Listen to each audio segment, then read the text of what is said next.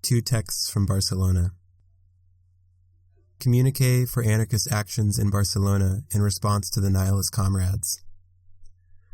With this communique, we wish to claim the following actions as part of a struggle for the destruction of the state, capital, patriarchy, and any system of domination. A struggle for the free creation of voluntary and solidaristic relations at the global and local level. In other words, a struggle for anarchy. May 5th. At night, we told a child the story of the Maquis and the anarchist struggle against Franco and against democracy. May 13th. We cooked a healthy meal for a comrade who has a chronic illness. May 17th. We wrote a letter to a comrade imprisoned for participating in a riot. June 12th. We took care of the infant of some friends who suffer economic precarity and the imposed obligation of wage labor. June 16th. We spoke publicly with our neighbors about the need to burn the banks and attack the police in order to realize our dreams. June 19th. We told some leftist activists that the masked ones were not police infiltrators but ourselves, and that it was necessary and good to mask up and take the streets with force. June 20th. We gifted vegetables from our garden to friends and neighbors without money or exchange. Why do we claim these actions? In the last months, we have also barricaded roads with dumpsters, burned banks, injured journalists, smashed shop windows, and attacked cops. For us, the attacks against the system are essential to our struggle. But we've fooled ourselves. A struggle does not consist only in attacks. The attacks are not more important than the need to care for ourselves, to preserve and spread our collective history, to create relations based in the gift, solidarity, and reciprocity, to imagine new worlds and new struggles, to confront our isolation and establish subversive and honest relationships with people outside of the categoric and political ghetto in which the spectacle hides us. With a long memory, it becomes apparent that we have lost several times in the past, and that the hardest of all is the historical fracturing and the loss of our own memory of struggle. It's having to start from scratch. Hyper-alienation, against which nihilism is a logical response, is nothing more than the result of defeat in past struggles. We find ourselves in a totality which must be destroyed in its entirety, only because nothing remains of what we built up in the past. So as not to lose everything every single time we rise up, we have to sustain ourselves, not as isolated individuals, but as a commune, a collective and multi-generational struggle. And this cannot be accomplished with a singular prioritization of the attack. The hierarchy of tactics belonging to the left was minimally transformed within nihilism. They took the head of the spear, the actions that were supposedly more important, as the only ones that mattered, and forgot about all the rest. It is a patriarchal and counterproductive vision.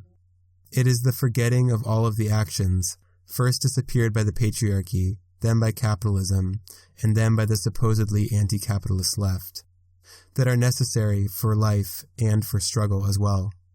The most aggressive tactics only make sense and can be sustained and repeated in a complex of actions of all types, as long as they are libertarian and direct. By not understanding that struggle means carrying with us a new world that is waiting to be born in the ashes of the dominant system, we transform ourselves into mere weapons against capitalism, in tools dedicated to destroy, without the other things that human beings need to live and fight. It is capitalism that wishes to treat us as tools. We should not do the same. The truth is that we are overjoyed to learn of the attacks of the Nihilists and other comrades. We know very well that bravery and rage are two of the most important things in order to rebel. Specifically in Barcelona, it seemed an error to us that in the last year, fewer illegal attacks were realized as more opportunities to participate in broad spaces appeared. Naturally, the rise in attacks, carried out by nihilists and by more social comrades, pleased us. And at the global level, we laughed to find out about the kneecapping of the director of Ansaldo Nuclear in Italy, and we were inspired to read the letters of comrades, nihilist and other, imprisoned in Greece who have not submitted to fear. But too many times we've seen comrades who, departing from desperation, impatience, and alienation, threw themselves recklessly into the war against the state that all of us live daily. They always ended up dead or in prison, and often after less than a year. And then what happened?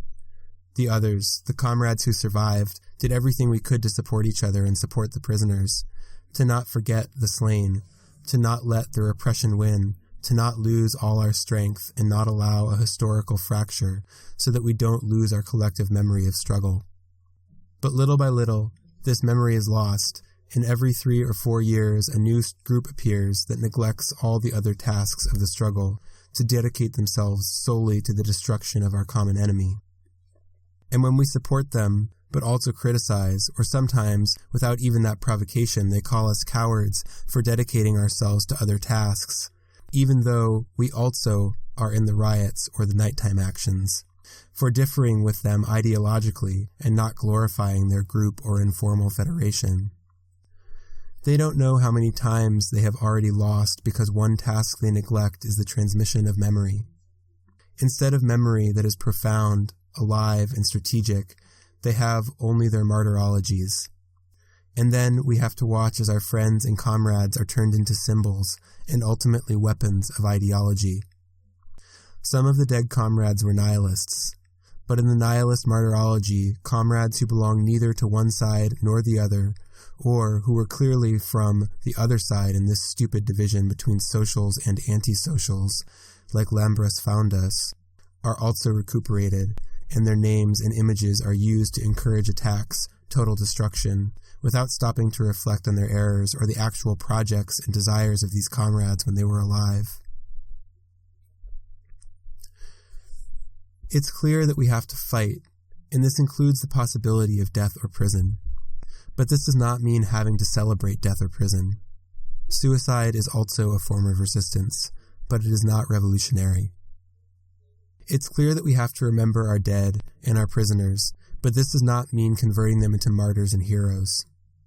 In conclusion, we want to criticize the current state of anarchist literature, disproportionately based as it is on superficial communiques with no context, analysis, or reflection, that only value the attacks and not the other tasks that we have to carry out in order to remain alive and powerful. Obviously, it's helpful to find out about clandestine actions done by other comrades. It gives us strength and joy to read that some symbol of power has been smashed or burned. But it is much more useful to think and write about strategies of conflictivity according to each moment and place, instead of encouraging a quantitative vision of struggle. We refuse to convert our rebellion into a mathematical equation to measure our rage. The more blows and fires we produce, the stronger we are. The greater the economic damage, the more powerful the action. This is the thinking of an economist, a general, or a simpleton. For all these reasons, we decided to write this communique to claim a series of actions we consider just as important in the current situation as the attacks. They are actions we do every week, normally without thinking twice or announcing it on the internet. We publish them now to visibilize a personal worry and a weakness generalizing throughout the anarchist space. Against communiques, for anarchy and all the tasks of the struggle.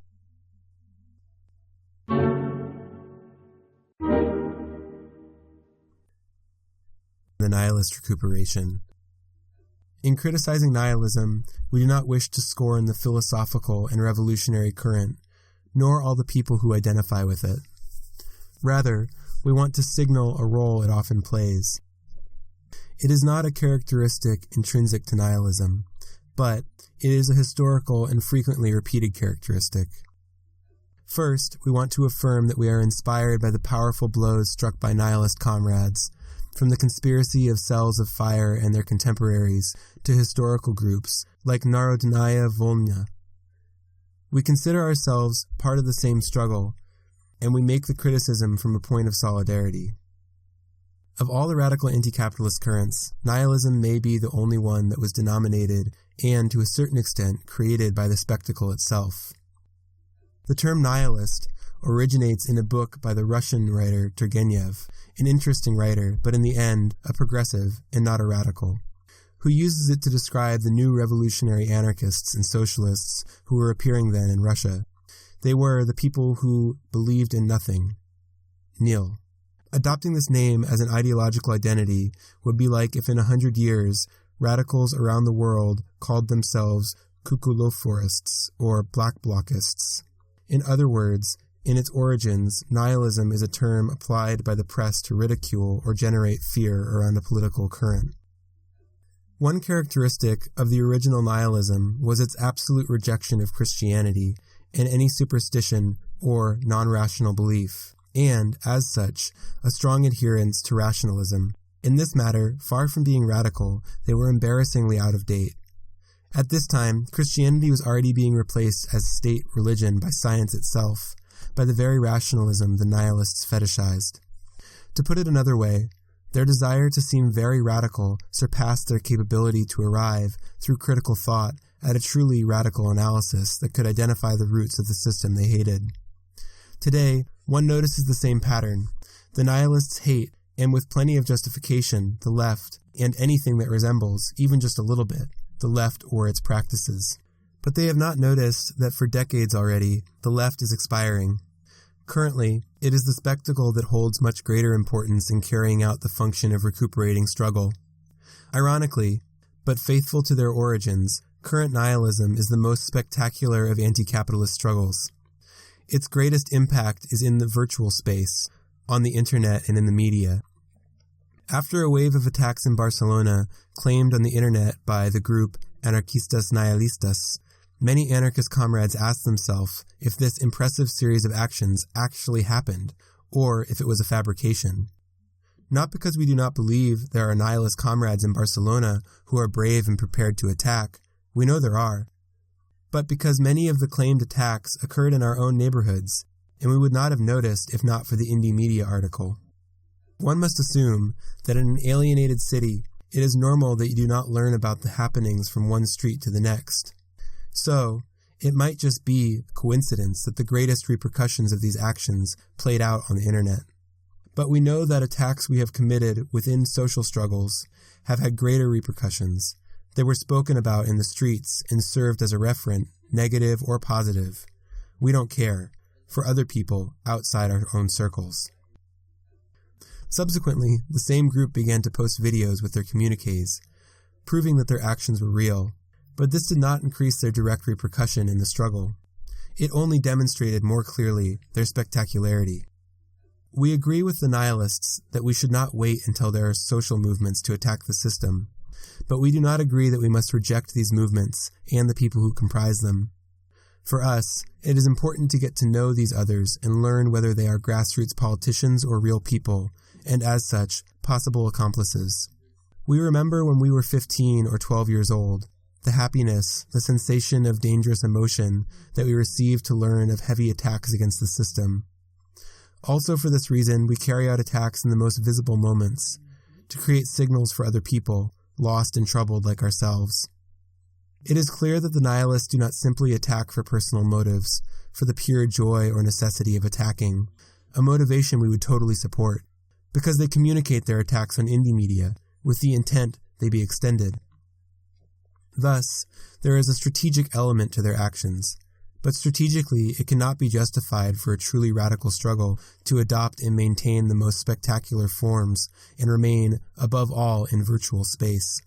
When people who were already carrying out incendiary attacks against the system began to use the initials of the informal Anarchist Federation, FAI, they intentionally chose a form that would give them a virtual force and assured them the press would take notice of their existence. When the people who would initiate the conspiracy of cells of fire departed from the well-established practice within non-leftist or insurrectionary anarchist space in Greece, and instead of having a temporary existence and signing every communique with a new name, or not write any communique at all, they formed themselves into a permanent group with a symbolic existence and a protagonism, and they assured their success in the media. We only have to look at the struggles of the 60s and 70s to confirm that the press, and as such the state, don't like to be confronted with a decentralized and chaotic struggle without a well-defined enemy. That's why they fund the academics, to always define their enemy. In each case, when an armed leftist group arose that considered itself the head of the spear and wanted to lead the entire heterogeneous struggle, the press responded immediately, converting the group into a symbol of the whole struggle, fixing them up with a central protagonism and a strong mediatic presence. Put another way, there was a strong confluence between the strategies of the press and those of these groups. Groups like the FAI or the CCF, while they act like the most radical, are really returning to a form of struggle that belongs to the revolutionary left, and relying on the media to give them their repercussive force. Some of them also share another characteristic with the left. Like Marxists, they seek the revolutionary subject, who is the only one capable of rebelling, and the only one worthy of respect. For Anarchistas Nihilistas of Barcelona, it is the young criminal on whom they impose their ideas. From a very heterogeneous group, such as criminal youth, they imagine a wide and consciously revolutionary conspiracy, even though these nihilists, without a doubt, know very few youth that match the description. And even though they affirm that we want to join with all the elements of the struggle, they leave it very clear that they reject the form of struggle, the supreme arrogance of all the people who are not nihilists or in any affinity with them. Another curious aspect of these groups, often their communiques, pregnant with the tone of the most revolutionaries, are directed to the enemy. They are written to a you, which includes the state, the rich, leaders, and reformists. The preferred audience of many nihilists, in practice, is that which must be destroyed. But negation is not possible where there is dialogue of any type. Despite this, sometimes nihilists celebrate their transparency or legibility to the state. For example, this affinity and complicity is found and recognized through the common desire for the attack here and now, through smoke signals, understood sometimes only by ourselves and our enemies, reads one communique. It must be said that even though this so coherent way of living the social war is admirable and inspiring, it is a conception of war very similar to the conception held by the state itself, a conflict between two antagonists, that is solved through armed actions by the destruction of the infrastructure, personnel, and organizational capacity of one of them. The fundamental difference with the state is that the nihilist motivation is the desire for liberty and not the desire for power. The nihilist motivation is based in bravery and the ideal. As such, it has no limits, whereas the authoritarian motivation is limited by the calculated possibilities of winning. The nihilists will go to war even when they know they cannot win, and that is admirable. The difference with Maoist guerrillas is that the nihilist scheme does not include the eventual incorporation of the masses into the political military organization of the guerrillas. That's another point in favor of nihilism. But despite these two minimally libertarian elements, the nihilist conception of social war leads to the militarization of conflict, the development of the conflict according to the statist logic, and as such, the increased power of the state to read, understand, encircle, and repress the enemy. To clarify the critique, unlike Maoism or any other revolutionary but authoritarian current, we do not believe nihilism is capable nor disposed to reproduce a state. But it does take the struggle to a statist terrain. One cannot propose the creation of a new world without the destruction of the current one, and we cannot plan the form of the new world because currently we cannot imagine future conditions.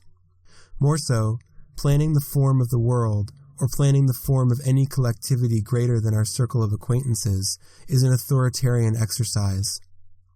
But the state does not only exist in its material forces, rather also in the social relations it reproduces, and a relation cannot be destroyed without simultaneously creating a new relation.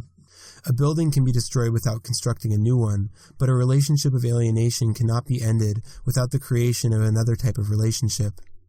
There is always a relation between the beings and bodies in the same space. Without speaking of the creation of new social relations, we cannot speak honestly about the destruction of the state.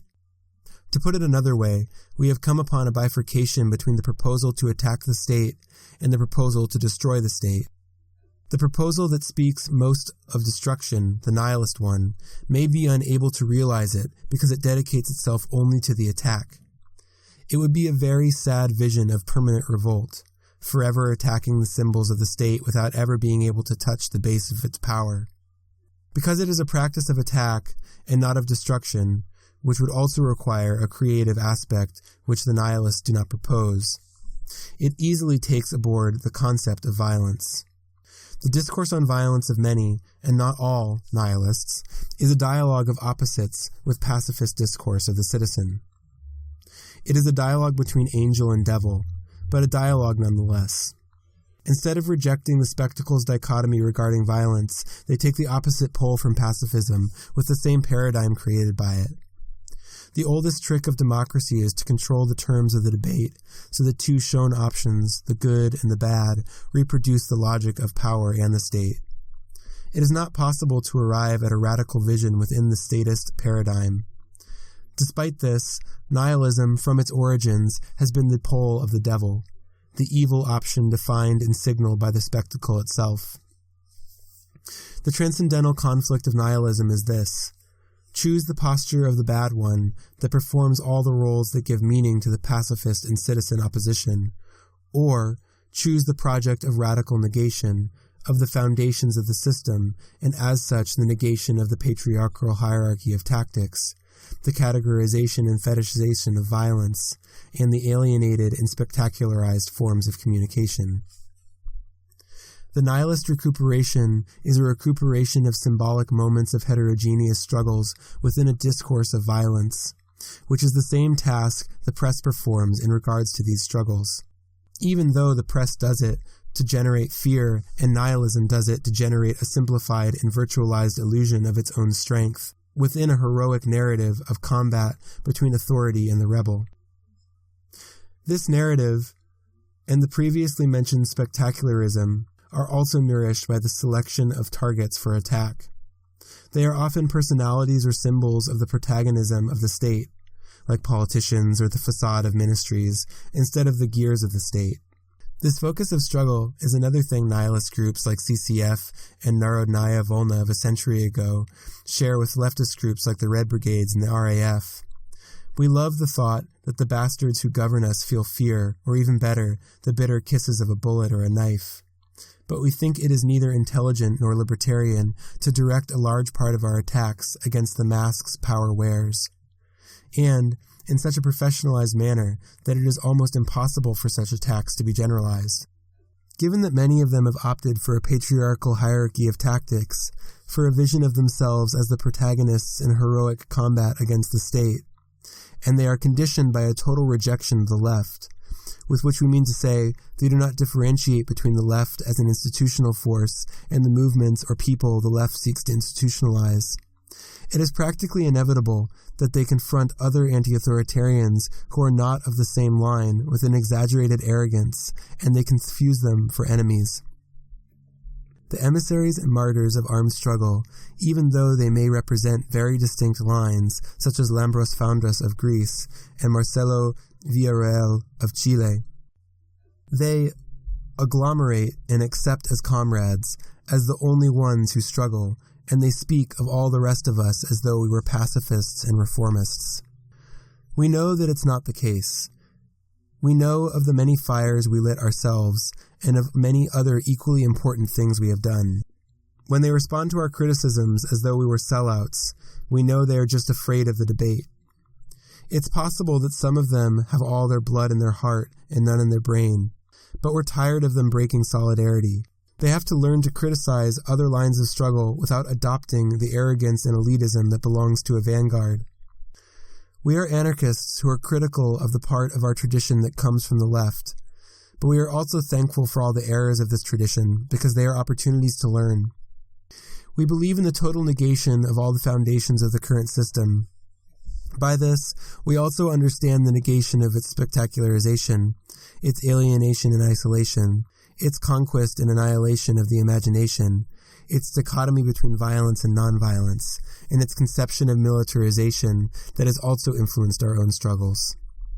We'll close with a solidaristic greeting to the comrades of Anarchistas Nihilistas, Lobos Negros, and all the people who carry out attacks in the streets of Barcelona. We hope your actions and criticisms continue, but also that the channels of communication and solidarity that join us are improved. Regarding certain anarchist websites. Previously, we published a companion article to this one, comunicado por acciones anarquistas en Barcelona y respuestas a los compañeros nihilistas. Communique for the anarchist actions in Barcelona and a response to the Nihilist Comrades.